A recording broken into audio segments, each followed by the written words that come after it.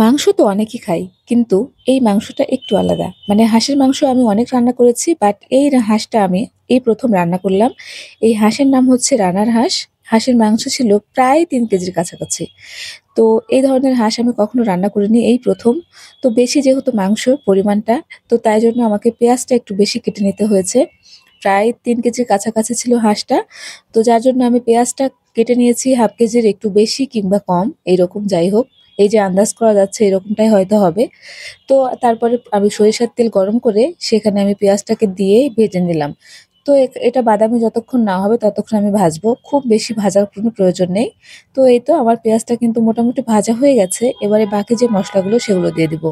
দিলাম তেজপাতা আর এলাচ। সাদা এলাচ দিয়েছি, কালো এলাচ দিয়েছি। তারপরে দিয়ে দিলাম রসুন কুচি। রসুনটাকে কুচি, কুচি করে কাটা, যার জন্য বাটার কোনো প্রয়োজন নেই। আর বেশি পরিমাণে তাপ দিলে এমনিতেই রসুন গলে যায়। মাছের মাংস তো অনেকক্ষণ সিদ্ধ করতে হবে। তো যার জন্য আর বাটিনি। তারপরে দিলাম পরিমাণ মতো লবণ, হলুদ। এখানে দিলাম আদা বাটা, জিরে বাটা ২ টেবিল চামচ। কারণ এটা যেহেতু অনেক মাংসের পরিমাণটা একটু বেশি, তো তার জন্য একটু মসলা বেশি দিতে হবে।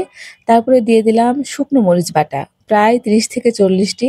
তারপরেও কেন জানি না ঝাল কম হয়েছে। আরেকটু ঝাল দিলে ভালো লাগতো। তো যাই হোক, এখন আমি মাংসটাকে কষাতে দিয়ে মনে হয়েছে একটু জিরা গুঁড়ো দিই। সরি, এটা ধনিয়া গুঁড়ো। তো ধনিয়া গুঁড়ো আমি দিয়ে দিলাম প্রায় ১ চামচের মতো। দিয়ে আবারও দিলাম। এবারে মসলাটাকে খুব ভালো করে কষিয়ে নিতে হবে। যখন তেল সরে যাবে মসলা থেকে, তখন কিন্তু কষানোটা হয়ে যাবে। আর এই যে এখন আমার মসলাটা কষানো হয়ে গেছে, দিয়ে দিলাম মাংসগুলো। মাংসের পরিমাণটা একটু বেশি, যার জন্য নাড়তে-চাড়তে একটু সমস্যাই হচ্ছে। আর বড় হাঁড়িতে রান্না করছি। আর এই যে আমার নাড়ার হাতাটার জন্য কিন্তু রান্নাটা অনেক সহজ হয়ে গেছে। এখানে অন্য হাতা হলে একটু ঝামেলা হতো। তো যাই হোক, আমি মাংসটা খুব ভালো করে ভেজে রান্না করব। যেহেতু হাঁসের মাংস আর এমনিতে একটু গন্ধ করে। তো আমি এখন এই পর্যায়ে ১ চামচ লেবুর রস দিয়েছিলাম। এটা আমি ভিডিওতে নিতে ভুলে গেছি। তো হাঁসের মাংসের গন্ধটা আমার কেন জানি না ভাল লাগে না। মানে কোনোভাবেই আমি নিতে পারি না। খুব একটা ভালো লাগে না। তো যার জন্য আমি লেবুর রস দিয়ে দিই ১ চামচের মতো, গন্ধরাজ লেবু। তারপরে আমি অনেকক্ষণ ধরে কষিয়ে নিয়েছি।